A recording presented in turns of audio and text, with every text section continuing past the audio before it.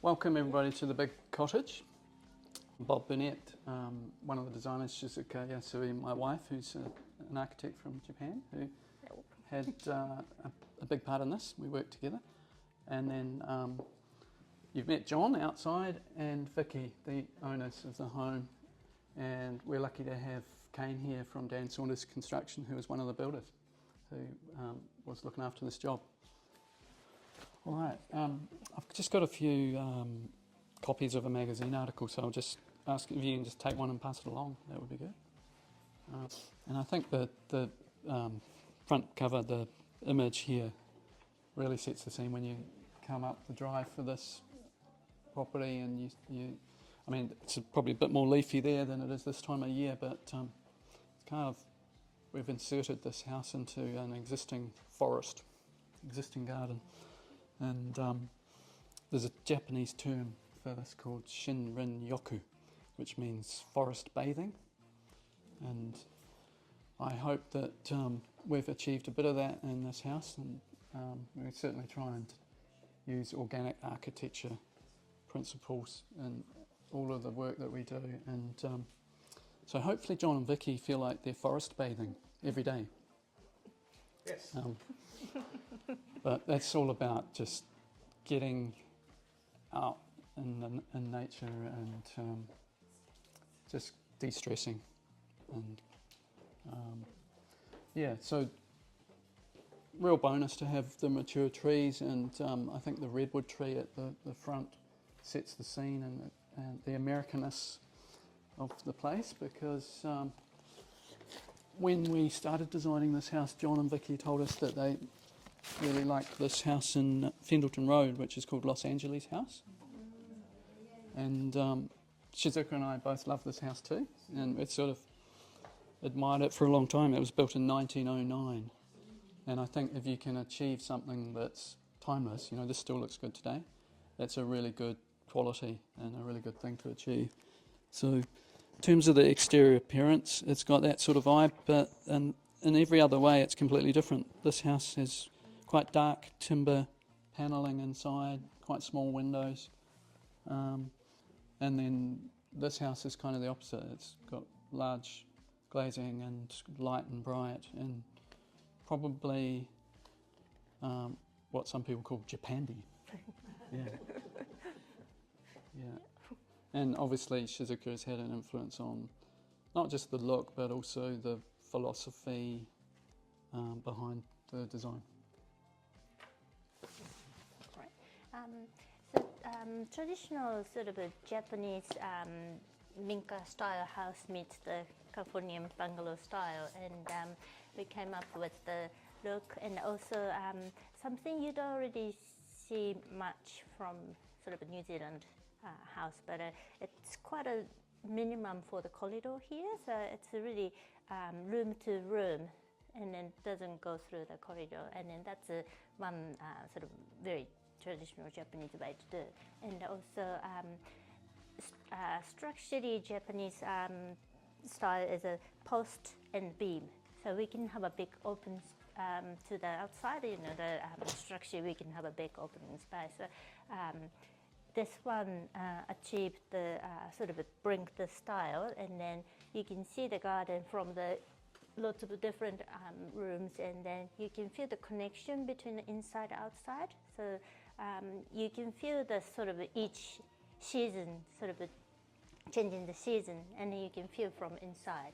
So that's sort of a Japanese way to sort of enjoy the seasoning. Yeah. And we have a word called wabi-sabi. Maybe some people knows about. We see some sort of a beauty in something like an aged object, or something like a trees falling leaves, but we can see there's some beauty in there. So that's, you want to sort of feel, sort of I want to, Vicky and John, feel it from the inside.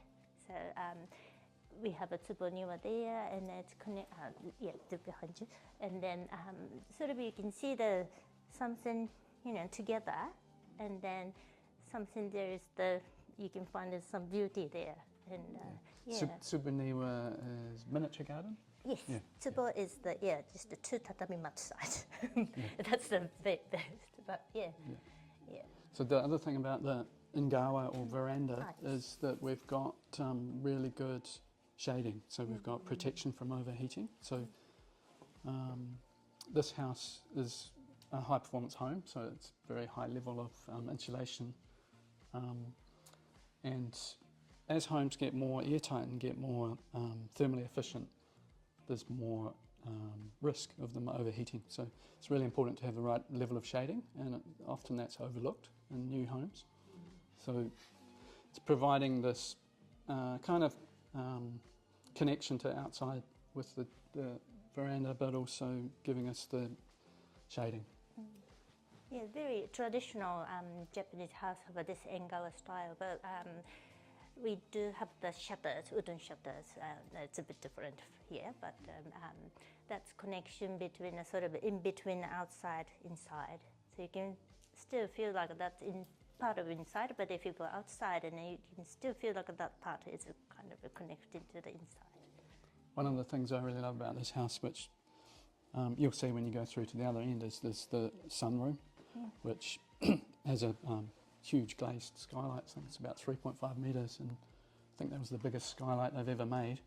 And but that space is John. When we met John and Vicky, they were living next door in the house next door, and they had a similar setup with a sunroom on that side. And it's really nice to sit there, and you feel like you're part of the garden, really, in that space. But I'll hand over to John, who will talk a little bit more about some of the details. There's lots of technical details, and John's created a poster that's beside the entry door there. So it's probably not possible to talk about all the technical details, but we'll talk about the main points. Well, what Bob didn't say is he's New Zealand's expert on environmentally friendly houses, and he founded the super home movement. I'm learning. I don't know if I call myself an expert.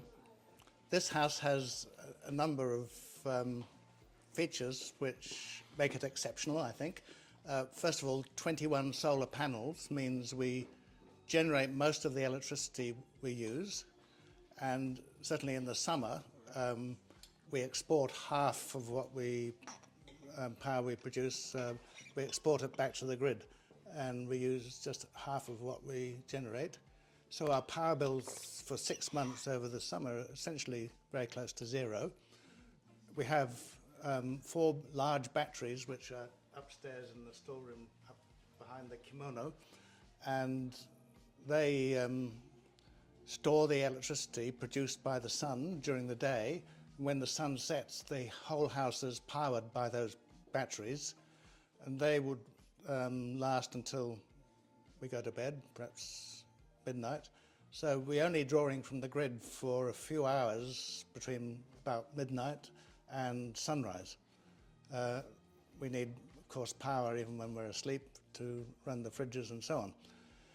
So our power bills, as I say, are close to zero for 6 months, and then we have a heat pump which we turn on early April, and that's power that heats hot water which flows through the floor, so it's hydronic heating system. So there is a concrete slab throughout the ground floor, and that concrete slab has embedded hot water pipes, and that slab is entirely insulated from underneath and around the sides, so the heat can only come into the house. It can't go down into the ground. So the heat from the hot water is powered by a heat pump, which is powered by the sun, and that comes on for a few hours every morning when we get up, and a few hours from 4 p.m. I think each day. So the house is very well insulated. The windows are triple glazed, and the whole house is hermetically sealed, so there are no drafts, and there's a ventilation system, so it replaces all the air roughly every 10 hours. So every room has a vent, and fresh air comes in from the outside, goes through a heat exchanger, so the warm air being expelled gives up the heat to the incoming air, then it flows through all the rooms and then out again. So when you have a hermetically sealed house, you do need a ventilation system so the air is always fresh. So I think those 3 features, or 4, the solar panels, the exceptional insulation both in the walls and the windows, and the hydronic heating system are fundamental to a super home. There are other things which are special, but those are the main ones. Yeah. Thanks, John. Yeah, so I really look at this floor like it's a big battery, big heat sink for the house, because we're taking the solar energy with the heat pump heating the water that heats the floor. So it's the second battery. So the roof is a solid timber panel, and that was imported from Austria. There was a lot of issues with supply during COVID and after, a bit of a building boom after COVID, but yeah, so that's 140 millimetres thick, and then there's 100 millimetres of insulation on top of that, and then wrap, and then battens and the shingles on top of that. So that is a warm roof. That's what's called a warm roof. So the insulation's on the outside, which is the best place for it, so you don't get any condensation inside the roof cavity. That's a bit different. Also, it's good to use wood because it's carbon sequestering. So we're thinking about using the most environmentally sound products. The timber cladding is West Coast beech. So that's selectively logged, so they're not just cutting down the whole forest, they're doing that in an ecological way. Yeah, it was hard to get cedar at the time, but the Los Angeles house would have been built with probably Californian cedar, but we've achieved a similar look. Yep. So I'll just pass over to Kane, and he'll describe what the walls are. Do you want to use that, Kane? Yeah. Kia ora everybody, welcome. I'm from Dan Saunders. I'm not Dan Saunders, obviously, but yeah, it was a pleasure for Dan Saunders to work with John and Vicky, fantastic clients, and architects Bob and Shizuka. Just moving on, this is the wall system that we used, that was used here, and it's Eco Panel, and it's something that Dan Saunders will produce. It's just on the inside, this stuff here is indicating jib, okay, and then we've got an insulation layer and a cavity, okay. Just behind that cavity we've got this white wrap. I don't know if you can all see that, and that's called Intello, and that's the air tightness barrier within the house. So we lock this house up nice and tight, and we're looking for 0.6 air changes per hour, which is the German passive standard. So that cavity is also there for all your services, so your electrical, your water, and they all run in there obviously, so we're not penetrating that membrane. Okay, within that we've got some more Terralana insulation, 140mm frame, and we drop onto the outside. If you can see in the side there, we've got a rigid air barrier, a ProClimber Intello product wrap on the outside with a 45mm batten. So I'll let Bob explain the construction method of that wall. He's a lot better at it than I am. Thanks. Yeah, so the wall comes to site basically like that, except without that